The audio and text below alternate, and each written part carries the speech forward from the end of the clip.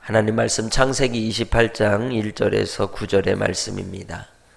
이삭이 야곱을 불러 그에게 축복하고 또 당부하여 이르되 너는 가나안 사람의 딸들 중에서 아내를 맞이하지 말고 일어나 밧단 아람으로 가서 내 외조부 부두엘의 집에 이르러 거기서 내 외삼촌 라반의 딸 중에서 아내를 맞이하라.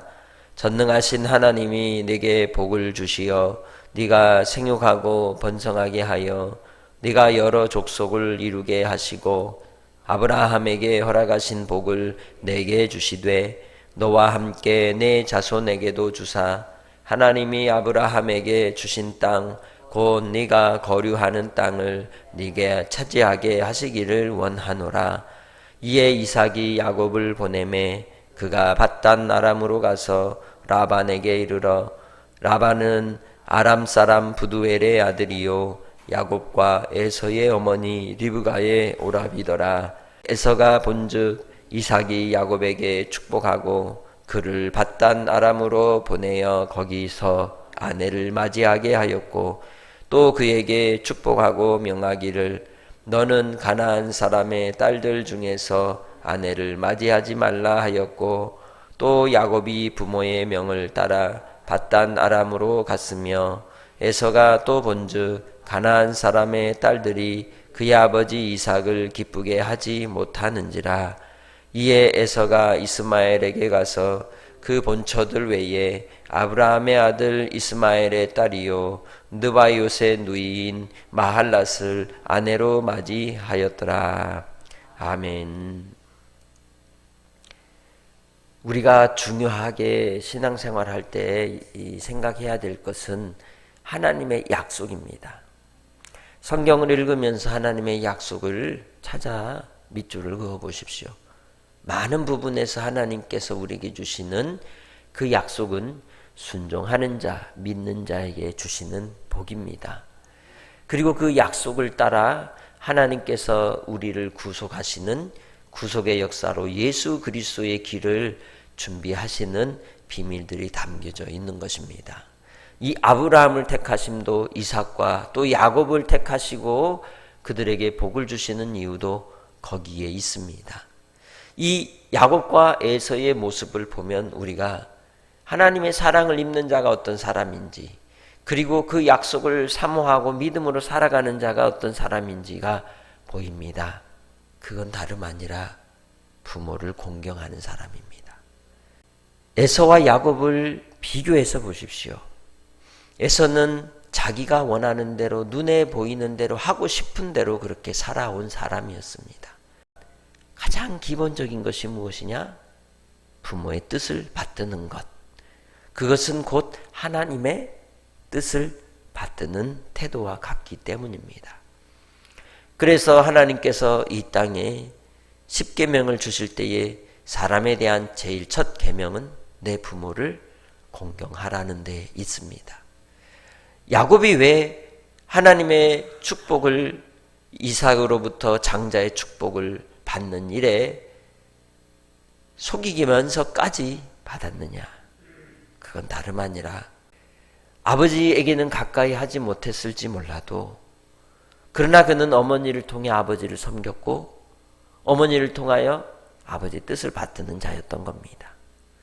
그것은 곧 할아버지 아브라함을 통해 주신 하나님의 약속을 받드는 태도였던 것입니다. 결과적으로는 가정이 부서지고 형제의 관계가 원수지간이 되는 그런 상황이었지만 그가 그것을 원해서 이루어진 것은 아니었던 거죠. 그럼에도 불구하고 우리에게 주시는 아주 중요한 교훈 중에 하나가 무엇이냐? 믿음으로 사는 자와 믿음으로 살지 않는 자 사이에는 형제라 할지라도 불화가 수밖에 없다는 겁니다. 불편한 관계가 이루어질 수밖에 없음을 분명히 성경을 통해서 우리는 볼 수가 있는 겁니다. 그렇다면 우리는 어떤 길을 택하며 살아야 하겠습니까? 믿음의 길을 택하며 언약의 길을 택하여 살아가는 성도들이 되시기를 바랍니다.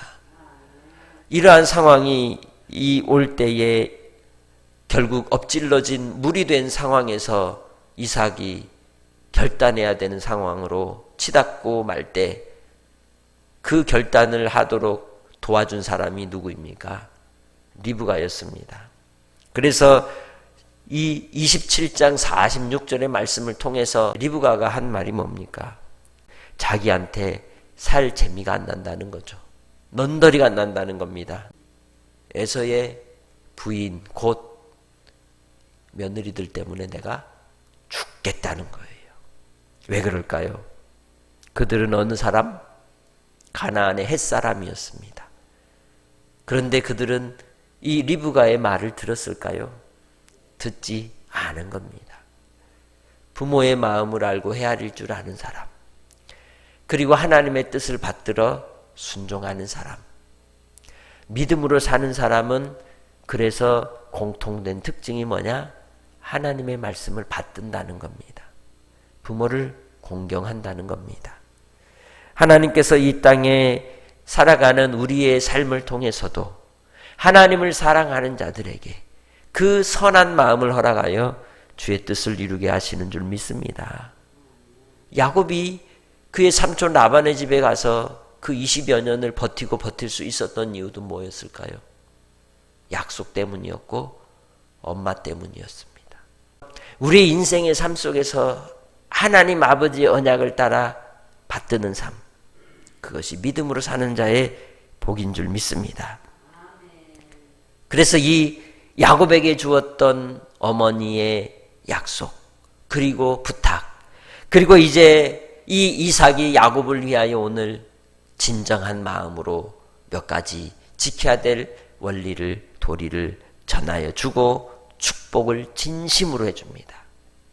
그전에는 속여서 축복을 했지만 이제는 영적인 장자가 누구라는 걸 깨닫고 야곱이라는 걸 깨닫고 진심 어린 축복을 누구에게 하셨던 언약을 따라 아브라함에게 하셨던 언약을 그대로 야곱에게 진심을 담아서 축복하는 것이죠. 3절에 말씀합니다. 아브라함에게 허락하신 복을 내게 주시되 너와 함께 내 자손에게도 주사 하나님이 아브라함에게 주신 땅 곧 네가 거류하는 땅을 네가 차지하게 하시기를 원하노라. 할렐루야. 그에게는 하나님의 말씀을 받드는 믿음이 있었던 거죠. 그의 성격이 뭐가 나고 또 소심하고 문제투성이인 것처럼 보여도 그가 한 알의 밀알로 썩어 땅에 떨어져 썩음으로 많은 열매를 맺는 이를 위하여 바단 아람으로 보내는 겁니다. 사지로 보내는 겁니다. 그곳에서 보배 같은 아내를 만나게 하시고 그들로 하나님이 아브라함과 세운 언약의 민족을 이루는 역사를 위하여 준비시키시는 거죠. 여러분은 여러분의 삶이 하나님 앞에 원망스럽고 한탄스러울 때가 있을 겁니다. 그러나 믿음으로 하나님의 약속을 붙드십시오. 믿음으로 하나님의 약속을 따라 순종하시기를 바랍니다. 그럴 때 복이 되는 겁니다. 그럴 때 하나님 나라의 약속이, 영원한 안식이, 하나님의 나라의 기업의 상속자가 내가 되는 겁니다. 할렐루야. 이 일을 위하여 그가 참고 인내하는 일에 이제 출발하듯이 오늘 우리도 한날의 삶을 통해 하나님의 약속을 이루는 자로 출발하시기를 주님의 이름으로 축복합니다. 그리고 아브라함에게 주셨던 약속이 이삭에게 그리고 야곱에게 그리고 예수 그리스도를 통하여 우리에게 주신 바 되어 모든 민족을 제자로 삼아 아버지와 아들과 성령의 이름으로 세례를 주고 내가 너에게 분부한 모든 것을 가르쳐 지키게 함으로 주님이 우리와 항상 함께 하사 축복의 통로로 우리를 쓰실 것을 믿고 이웃들에게 생명을 담아 사랑으로 복음을 전하는 복된 하나님의 백성들이 되시기를 주의 이름으로 축복합니다.